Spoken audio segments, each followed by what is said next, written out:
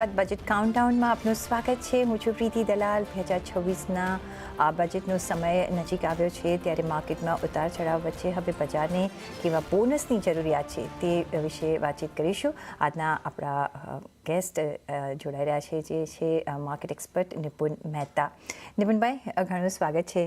અને of course budget તો આવવાનું છે, એનું પણ આ વખતે બહુ એક્સાઇટમેન્ટ માર્કેટમાં નથી દેખાઈ રહ્યું અને માર્કેટમાં આપણે જો જોઈએ તો અનસર્ટનિટી ઘણી બનેલી છે એ આપણે જોઈ રહ્યા છે અને દિવસે ને દિવસે વધતી દેખાઈ રહી છે કારણ કે યુએસ તરફથી જે બી સ્ટેટમેન્ટ આવે છે અને જે રીતના જીઓ પોલિટિકલ અત્યારના આપણે જે ટેન્શન્સ વધતા જોઈ રહ્યા છે, પ્લસ ડોમેસ્ટિકલી જે એની ઇફેક્ટ જોઈ રહ્યા છે, રૂપી પર જોઈ રહ્યા છે, ઇક્વિટી માર્કેટ પર જોઈ રહ્યા છે, એફઆઈઆરની સતત આપણે વેચવાલી જોઈ રહ્યા છે. કઈ રીતના તમે જોઈ રહ્યા છો? કઈ રીતના બજેટ પોઈન્ટ ઓફ વ્યૂ જો આપણે નજર રાખવી હોય, કોઈ એવન્યુ છે બજેટ પાસે કે જે થોડા સેન્ટિમેન્ટ્સ અત્યારના સુધારી શકે છે? Good afternoon Pritiben. I think ઘણા ઇમ્પોર્ટન્ટ ને સારા પોઈન્ટ્સ તમે કર્યા. જનરલી આપણે જોતા હોઈએ છીએ કે બજેટ પાસેથી ઘણી એક્સપેક્ટેશન્સ હોય છે. ટેક્સ રિલેટેડ હોય કે ટેક્સ કન્સેશન્સ હોય, કેપિટલ માર્કેટ રિલેટેડ હોય. આ વખતે જોઈએ તો ક્લિયરલી એક્સપેક્ટેશન્સ લો છે અને એનું પણ કારણ છે ઘણા બધા announcements already during the year આપણે જોયા છે. ગયા વર્ષે ટેક્સ માટે ઓલરેડી ઇન્કમ ટેક્સ ઘટાડેલો, ડ્યુરિંગ ધ યર આપણે જોયું કે જીએસટી ઘટાડેલો ને એમાં એડજસ્ટમેન્ટ્સ બધા કરેલા, એના ઘણા બધા બેનિફિટ્સ કન્ઝમ્પશન માટે અને ઇકોનોમીને બેનિફિટ થયેલા. પણ અત્યારે ક્લિયરલી આઈ થિંક જે આપણે માર્કેટ મુવમેન્ટ જોઈ રહ્યા છે ગ્લોબલ અનસર્ટનિટીને લીધે એમ કહી શકાય કે ગ્લોબલ ટેરિફ વોર પહેલા તો સ્પેસિફિક કન્ટ્રીઝ સાથે હતું, પણ અત્યારે એ ઘણું વધારે સ્પ્રેડ થઈ રહ્યું છે એક તરફ, અને બીજી તરફ એનો ઉકેલ જલ્દી નીકળે એવું ક્યાંય દેખાતું નથી. સો ક્લિયરલી જે અનસર્ટનિટી છે એને કારણે આપણે માર્કેટ મુવમેન્ટ નેગેટિવ જોઈ રહ્યા છીએ, એફઆઈઆઈનું સેલ જોઈ રહ્યા છીએ, એને કારણે રૂપી વીક થતો જાય છે. I think all round A uncertainty છે એને કારણે, but I think keeping fingers cross, બજેટમાં આપણે બીજા ટાઈપની અલગ સારી પોઝિટિવ અનાઉન્સમેન્ટ જોઈ શકીએ એવી શક્યતા ગણી શકાય. તમને શું લાગે છે, તમે જ્યારે બજેટ જોશો તો કયા માઇન્ડ ફ્રેમથી જશો? કયા તમને લાગે છે કે ક્યાંથી તમને પોઝિટિવ એવન્યુઝ દેખાઈ રહ્યા છે અને ક્યાંથી આપણે એક્સપેક્ટેશન રાખી શકીએ? જો કઈ રીતના જોવું જોઈએ first of all? So I think like I said, આપણે ડિરેક્ટ કે ઇનડિરેક્ટ ટેક્સીસમાં ખાસ ચેન્જીસની આશા રાખવાની આશા છે બી નહીં, અને ઘણી બધી અનાઉન્સમેન્ટ્સ આવી છે. પણ જે ઓવરઓલ જીઓપોલિટિકલ ઇશ્યુઝને કારણે ઇકોનોમિક અનસર્ટનિટી આવી રહી છે, જેને કારણે એક્સપોર્ટર્સને તકલીફ પડી રહી છે, એને સર્કમેન્ટ કરવા માટે વન વુડ થિંક કે ગવર્મેન્ટ બજેટમાં એક તરફ તો જે ઇન્ફ્રાસ્ટ્રક્ચર સ્પેન્ડિંગ છે એ મેન્ટેન રાખશે, જળવાઈ રહેશે એટલું. On the other side private sector કેપેક્સને એન્કરેજ કરવા માટે કોઈ અનાઉન્સમેન્ટ બની શકે છે કે આવી શકે. કારણ કે છેલ્લા થોડા વર્ષથી આપણે જોઈએ તો છેલ્લા 4 થી 5 વર્ષથી ગવર્મેન્ટ કેપેક્સ, ગવર્મેન્ટનું infrastructure spending, railways, defence, shipping, એ બધા પર ઘણું વધારે છે. પણ સાથે સાથે પ્રાઇવેટ સેક્ટર કેપેક્સ આપણે ઓછું જોઈ રહ્યા છીએ. શરૂ ડેફિનેટલી થયું છે પણ ઓછું જોઈ રહ્યા છીએ. તો એક તરફ પ્રાઇવેટ સેક્ટર કેપેક્સને એન્કરેજ કરવા માટે કોઈ અનાઉન્સમેન્ટ હોય તો એ ઘણું પોઝિટિવ ગણી શકાય. બીજું આઈ થિંક મેન્યુફેક્ચરિંગ માટે જે ટેરિફની અનસર્ટનિટી જે આવી છે અને એને કારણે આપણે છેલ્લા 6 થી 8 મહિનામાં ગવર્મેન્ટે મેન્યુફેક્ચરિંગ એન્કરેજ કરવા માટે, આત્મનિર્ભર ભારત કરવા માટે જેવી સપોર્ટ અનાઉન્સ કરેલો છે કે બોથ સેન્ટ્રલ અને સ્ટેટ ગવર્મેન્ટ્સ ના જે પોઝિટિવ સ્ટેપ્સ લેવાયા છે એના કારણે મેન્યુફેક્ચરિંગમાં એક અપટિક ડેફિનેટલી આવ્યું છે. અને એની એડેડ બેનિફિટ્સ મેન્યુફેક્ચરિંગને આપી શકાય કે મળી શકે એની પણ આશા રાખી શકાય છે. પીએલઆઈ સ્કીમ્સ આપણે એડિશનલી જોઈ છે. એ પીએલઆઈ સ્કીમ્સ પણ અલગ અલગ સેક્ટર્સ માટે આવી શકે છે જેને કારણે મેન્યુફેક્ચરિંગને ફર્ધર બેનિફિટ થઈ શકે છે.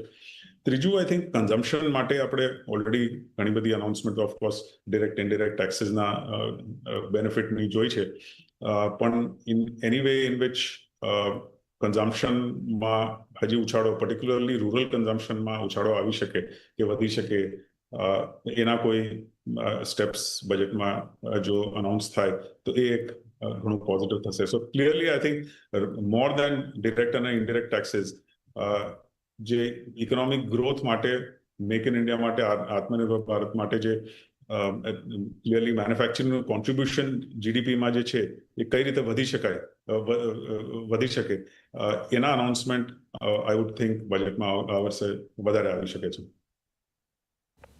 જી, તો ઓફકોર્સ એક ગ્રોથ ઓરિએન્ટેડ આપણે બજેટ જોઈશું, કારણ કે જે સિટીઝન પોઈન્ટ ઓફ વ્યૂ આપણે જોઈએ તો ઘણા બધા અહીંયા આપણે પ્રાવધાન આપી ચૂક્યા છે, એટલે આઈ ડોન્ટ સી કે એમાં કોઈક આપણને ટેક્સ સ્ટ્રક્ચરમાં કે એમાં આપણે બહુ એક્સપેક્ટ કરી રહ્યા છે. જો આવે તો એક બોનસ થઈ જશે, બટ એટલી સ્પેસ અત્યારના છે કે નહીં નિપુણભાઈ, કારણ કે જે રીતના રેવન્યુ આપણે જોઈ રહ્યા છે, જે રીતના એક્સપેન્ડિચર ઇન લાઇન છે, જે રીતના, કારણ કે ઇન્ફ્રા બિલ્ડિંગ આપણે ઘણું બધું જોઈ રહ્યા છે, જીએસટીમાં દર ઓછા કર્યા છે, એટલે એની ઇફેક્ટ અત્યારના જે માસ આવવું જોઈએ કલેક્શન એવું નથી આવી રહ્યું compare to earlier.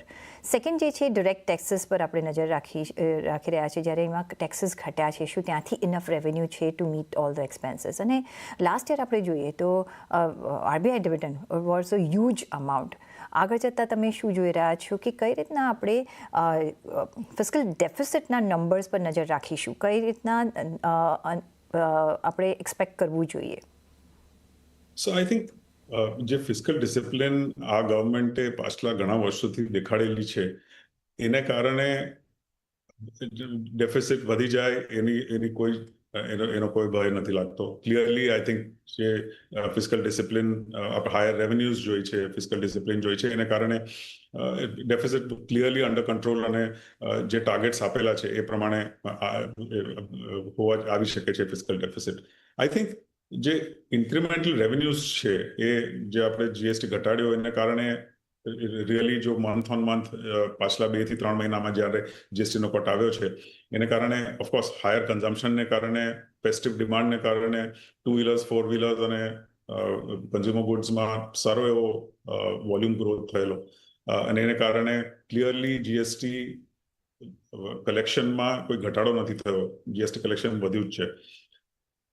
I think going ahead, that tax collection, direct કે indirect tax collection ના એમાં શોર્ટફોલ થાય એવું કોઈ લાગતું નથી. આઈ થિંક ઇન્ક્રીમેન્ટલી જેટલું શોર્ટફોલ જે થઈ શકે છે એ આઈધર ડિસઇન્વેસ્ટમેન્ટ થ્રુ થઈ શકે છે. That is one possibility. I think જે રીતે PSUsના ડિવિડન્ડ્સ અનાઉન્સ થાય છે, જે ઘણા વધારે પ્રોફિટેબલ થતા જાય છે, ઘણી બધી કંપનીઓ PSUs જે છે એના ડિવિડન્ડ્સને કારણે એક રેવન્યુ બિલ્ડ થતી જાય છે. અને ક્લિયરલી જો પ્રાઇવેટ સેક્ટર કેપેક્સ અપટિક આવે એમાં, તો ઇન્ફ્રાસ્ટ્રક્ચર સ્પેન્ડિંગ જેટલું ગવર્મેન્ટને કરવાની જરૂર પડે એટલું પૂરું બજેટ સ્પેન્ડ કરવાની જરૂર નથી. એને કારણે જે સ્પેન્ડિંગમાં જે એક બચત થાય છે એ થઈ શકે. So our sense is I think maximum focus private sector capex પર જો આવી શકે તો એના કારણે ગવર્મેન્ટ પર જે સ્ટ્રેસ આવે છે કે ઇન્ફ્રાસ્ટ્રક્ચર સ્પેન્ડિંગ મિનિમમ જેટલું બજેટ છે એટલું તો કરવું જ પડે, અને કદાચ એનાથી વધારે પણ કરવું પડે, અને એને કારણે ફિસ્ક ઉપર પ્રેશર આવી શકે. એ પ્રાઇવેટ સેક્ટર કેપેક્સથી ક્લિયરલી એનાથી એડજસ્ટ થઈ શકે છે. But that also will ensure કે longer term GDP growth sustain થઈ શકે. સો આઈ થિંક 1 થી 2 મોટા સ્ટેપ્સ પ્રાઇવેટ સેક્ટરને એન્કરેજ કરવા માટે આવી શકે તો even fiscal discipline will clearly get taken care of. Absolutely. તમે ડાયવર્સમેન્ટની વાત કરી, પણ આપણે ત્યાંથી ઓલવેઝ આપણને નિરાશા મળતી દેખાય છે. જેટલો જે એલોકેશન થાય છે, ટાર્ગેટ્સ રખાય છે, નથી થતું. એક એવન્યુ જરૂરથી બની શકે છે to meet the expenses, to fund the expenses. But કઈ રીતના તમે જુઓ છો કે અત્યારના તમને જે રીતના આપણી ઇકોનોમી છે, જે રીતના માર્કેટ્સ અત્યારના કામકાજ કરી રહ્યા છે, લાગે છે કે અહીંયા એલોકેશન વધારી શકે છે કે ટાર્ગેટ્સ વધારી શકે છે ગ્રોથ પ્રોજેક્ટ્સને ફાઇનાન્સ કરવા માટે? એકચ્યુઅલી જોઈએ તો પાછલા 4 થી 5 વર્ષમાં ક્લિયરલી ડાયવર્સમેન્ટ ટાર્ગેટ્સ મીટ નથી થયા, પણ એની જરૂર બી નથી પડી, કારણ કે જે કલેક્શન્સ ડિરેક્ટ ઇનડિરેક્ટ ટેક્સીસના corporate taxes collection, personal taxes અને ઓફકોર્સ જીએસટી કલેક્શનમાં એક સારો ઉછાળો આવ્યો છે, વધારે પાર્ટિસિપેશન થયું છે અને પ્રોબેબલી દે બીટન ટાર્ગેટ્સ અને એને કારણે આપણે ડેફિસિટ કંટ્રોલમાં છે, એને કારણે ડાયવર્સમેન્ટની જરૂર પડી નથી. I think that's at the same time જો જોઈએ તો જે આરબીઆઈનું પેઆઉટ હતું ગવર્મેન્ટને, that was also way above what was expected. એટલે ડાયવર્સમેન્ટની જરૂર નથી પડી. I think in any case એ ફિગર 30 થી 50,000 કરોડની આસપાસ હોય છે. So it's not a major figure. I think that's more of a backup, and more so because as compared to 5 થી 7 વર્ષ પહેલા જે PSU કંપનીઝ જે બી પ્રોફિટ્સ કરતી હતી એની કમ્પેરિઝનમાં આજે ઘણી વધારે સ્ટેબલ છે, ઘણી વધારે પ્રોફિટેબલ છે અને ability to divest at much better valuations for a lot of this PSU companies એ ગવર્મેન્ટ હાથમાં ઘણું બેટર છે, એક સ્ટ્રેન્થ છે. So divestment targets ન મીટ થયા હોય, પણ it's probably more as a backup કે જો શોર્ટફોલ થાય રેવન્યુઝમાં. In any case I think જે રીતે revenue collection board direct indirect ટેક્સીસનું થાય છે, આર સેન્સીસ પ્રોબેબલી આ વખતે પણ ડાયવર્સમેન્ટ ટાર્ગેટ્સ 30 થી 40 એનીવેર ફ્રોમ 30 to 50,000 crores આવી શકે છે, પણ બની શકે કે એની જરૂર પણ ગવર્મેન્ટને ન પડે. એબ્સોલ્યુટલી. પણ નિમિતભાઈ, યુઝ્યુઅલી આપણે બજેટ પોઈન્ટ ઓફ વ્યૂ આપણે પિક્સ લેતા હોઈએ છીએ, ખરીદી કરતા હોઈએ છીએ અને જસ્ટ નેક્સ્ટ યર જે પ્લાન્સ છે એના તરફ આપણે ખરીદી કરતા. હવે રેલવે કાઉન્ટર્સ એ બધું તો આપણે નજર રાખતા જ હોઈએ છીએ. કોઈ તમે સેક્ટર સ્પેસિફિક કંઈ કામકાજ કરી રહ્યા છો બજેટ પોઈન્ટ ઓફ વ્યૂ? સો આપણે જો અગેન પાછલા 3 થી 4 કે 5 વર્ષમાં જોઈએ તો જે ઇકોનોમિક ગ્રોથ આવ્યો હોય કે પછી જે મેક ઇન ઇન્ડિયા પર સ્પેન્ડિંગ થયું હોય, એ ઘણું ખરું ગવર્મેન્ટ ઇન્ફ્રાસ્ટ્રક્ચર સ્પેન્ડિંગને કારણે થયેલું છે. હવે એ સ્પેન્ડિંગ રેલવેઝ પર હોય, એને કારણે ઘણા બધા ઓર્ડર્સ પ્રાઇવેટ સેક્ટરને મળ્યા છે and you are seeing we have seen all round growth. Same goes for defense spending, same goes for shipping. એટલે I think clearly sectors જ્યાં ગવર્મેન્ટનું ઇન્ફ્રાસ્ટ્રક્ચર સ્પેન્ડ કે ગવર્મેન્ટનું ઓવરઓલ સ્પેન્ડિંગ વધારે છે, એને કારણે એ સેક્ટર્સના એન્સિલરી કંપનીઝને જે મેઇન ફ્રન્ટલાઇન કંપનીઝ છે એ લોકોને ક્લિયરલી એનો બેનિફિટ મળે છે. So I think that should be one focus. The other is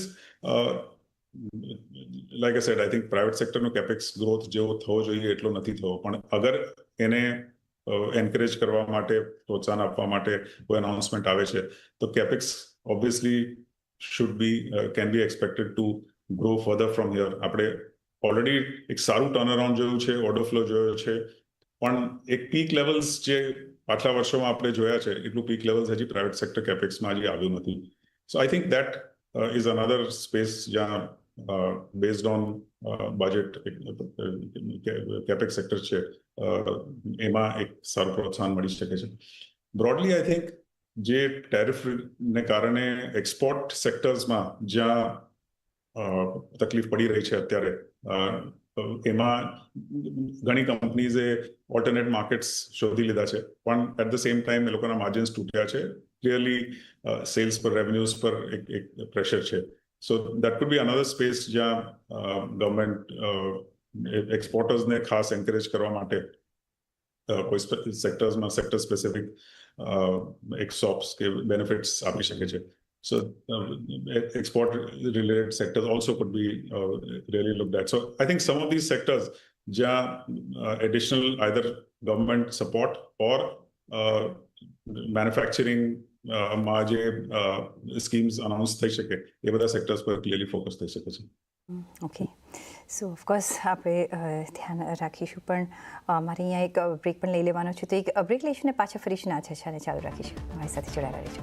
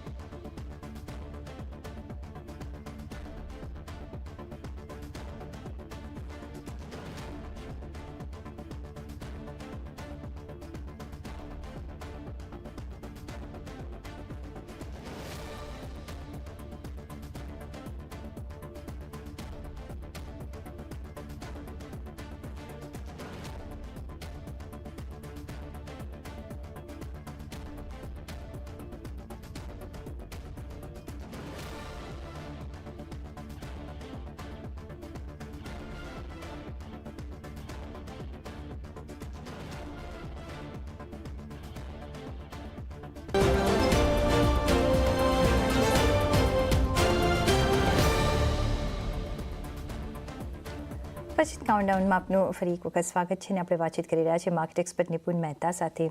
નિપુણભાઈ, તમે જેમ કહ્યું કે એક્સપોર્ટ ઓરિએન્ટેડ, અને એના માટે આપણે ખાસા એવા પગલાં આવતા જોયા છે. PLI scheme is one of the example. કઈ રીતના તમે જુઓ છો અહીંયા further extension or further more extension in different areas ક્યાં અત્યારના આપણે એક્સપેક્ટ કરી શકાય, જેથી એક્સપોર્ટર્સને પણ એક બૂસ્ટ મળી શકે? અને ઓફકોર્સ જે આપણે રૂપીની આપણે કન્ડિશન જોઈ રહ્યા છે, કઈ રીતના તમે જોઈ રહ્યા છો? So I think આપણે ઇન રિસન્ટ ટાઈમ્સ ઘણી બધી PLI સ્કીમ્સ એકચ્યુઅલી અનાઉન્સ થતા જોઈ છે. આપણે ટેક્સટાઇલ્સમાં પણ હમણાં રિસન્ટલી અનાઉન્સમેન્ટ જોઈ. ફાર્માસ્યુટિકલ સેક્ટર માટે છે, મેન્યુફેક્ચરિંગ, ઇલેક્ટ્રોનિક મેન્યુફેક્ચરિંગ માટે સારી એવી સ્કીમ્સ જોઈ છે. આઈ થિંક જેમ જેમ વધારે મેન્યુફેક્ચરિંગ ઇન્ડિયામાં શિફ્ટ થતું જાય છે, જે આપણે શરૂ થયું China+1 બેસિસ ઉપર, પણ એમ જેમ જેમ વધારે ઇન્ડસ્ટ્રીઝ ઇન્ડિયામાં શિફ્ટ થતી જાય છે, we see that happening actually in defence. ભલે એમાં PLI સ્કીમ ના હોય, પણ આઈ થિંક જે શિફ્ટ મેન્યુફેક્ચરિંગમાં થતું જાય છે, જે સેક્ટર્સ લેટ્સ સે થોડા વર્ષો પહેલા પ્રાઇવેટ સેક્ટર પાસે બિલકુલ નહોતા, કે પછી એ લોકોની પ્રેઝન્સ ઘણી ઓછી હતી, એમાં એરોસ્પેસ ગણી શકાય છે. There are several more companies today જે ગ્લોબલ કંપનીઝને સપ્લાય કરી રહ્યું છે. they are a part of the supply chain in high technology precision aerospace goods that are there. એટલે એક સ્પેસ છે. ડિફેન્સ એક બીજું સ્પેસ છે. આઈ થિંક બ્રોડલી જે ઇમ્પેક્ટ આવ્યો છે એ સમ ઓફ ધી એન્સિલરી કંપનીઝ આ રીતે જે સપ્લાય ચેઇનમાં જે કોન્ટ્રીબ્યુટ કરે છે. ટેક્સટાઇલ્સ એક છે, pharmaceutical to a limited extent જે છે, કારણ કે એમાં થોડો ઇમ્પેક્ટ ટેરિફ્સનો રિલેટિવલી ઓછો આપણે જોયો છે. જેમ એન્ડ જ્વેલરીમાં ઇમ્પેક્ટ હજી પણ છે. એના માટે આપણે કોઈ સ્પેસિફિક મોટી અનાઉન્સમેન્ટ નથી જોઈ, પણ that food B another space. I think નાના સેક્ટર્સ છે શ્રિમ્પ એક્સપોર્ટ્સના, એ બધા પર ઇન ધ પાસ્ટ આપણે કોઈ અનાઉન્સમેન્ટ સ્પેસિફિક જોઈ છે બજેટમાં, એના પર પણ કંઈક એક સ્મોલ અનાઉન્સમેન્ટ આવી શકે. But I think beside that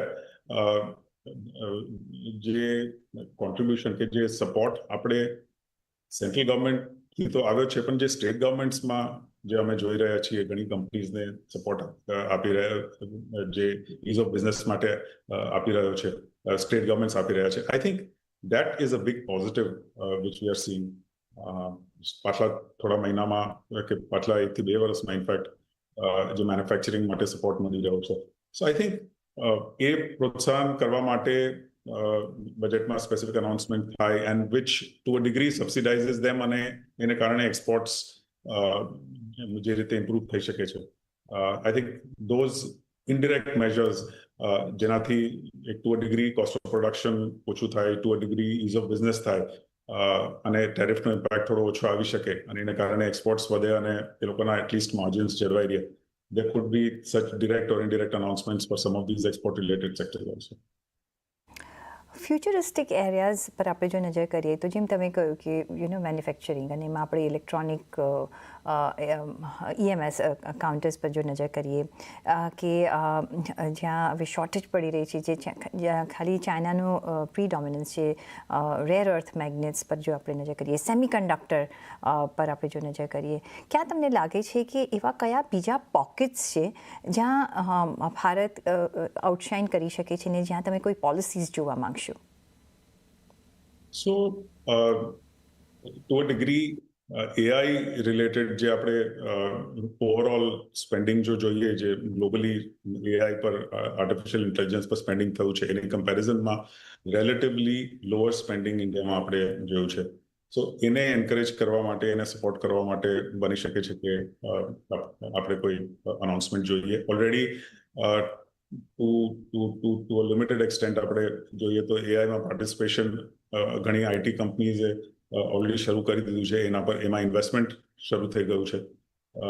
પણ એને ફર્ધર સપોર્ટ કરવા માટે, એન્કરેજ કરવા માટે બની શકે છે કે કોઈ અનાઉન્સમેન્ટ આવી શકે. Same goes for semiconductors, data centres, જ્યાં આપણે સારું એવું ઇન્વેસ્ટમેન્ટ પાછલા 1 થી 1.5 વર્ષમાં જોયું છે, પણ આઈ થિંક એમાં સ્કોપ હજી ઘણો વધારે છે, અને ગવર્મેન્ટ સપોર્ટ એમાં જો મળી જતો હોય તો ક્લિયરલી જેટલું કેપેક્સ પ્રાઇવેટ સેક્ટરમાં થઈ શકે છે, અને virtually it's a separate vertical જેમાં ઘણી બધી ઇન્ડસ્ટ્રીઝ ને બેનિફિટ થઈ શકે છે, starting from construction, power. There are several sectors જેને બેનિફિટ થઈ શકે છે. And of course the third is the power sector, જેમાં અત્યારે જેટલો શોર્ટફોલ આપણે જોઈ રહ્યા છીએ એને ક્લિયરલી એન્કરેજ કરવા માટે, એન્ડ ગ્લોબલ શોર્ટફોલ એક થતો જાય છે. So clearly shift from thermal to renewable, જે ગવર્મેન્ટે ઇન ધ પાસ્ટ પણ ઘણું એન્કરેજ કરેલું છે, પણ એના માટે પણ સ્પેસિફિક કોઈ બને તો અનાઉન્સમેન્ટ આવી શકે તો that could support the power sector as well incrementally. So I think આ બધા સેક્ટર્સ છે, beside of course AI, semiconductors, data centers, power, આ બધામાં if there are announcements that could benefit these sectors significantly. With the traditional આપણા જે sectors છે, agriculture જે છે, MSMEs છે, એની સાથે આઈ થિંક સરકાર હવે આ વખતે ફ્યુચરિસ્ટિક એરિયાઝ પર પણ નજર કરશે, કારણ કે આપણે ઘણા બધા નવા એવેન્યુઝ હવે ઓપન અપ થતાં આપણે જોઈ રહ્યા છે વર્લ્ડ વાઇડ, અને ભારત પણ એમાં પાછળ ન રહેવું જોઈએ. તો આપણે એક્સપેક્ટ કરીએ કે ત્યાં પણ આપણે કોઈ પોલિસીઝ આવતા જોઈશું. ઓન દેટ નોટ, નિપુણભાઈ, ઘણો આભાર તમારો અમારી સાથે આજે જોડાવા બદલ અને આપના વેલ્યુબલ વ્યૂ પોઈન્ટ્સ અમારી સાથે વાતચીત કરવા બદલ. અને એ સાથે જ મને મળશો રજા. જોડાયેલા રહેજો CNBC બજાર સાથે. નમસ્કાર.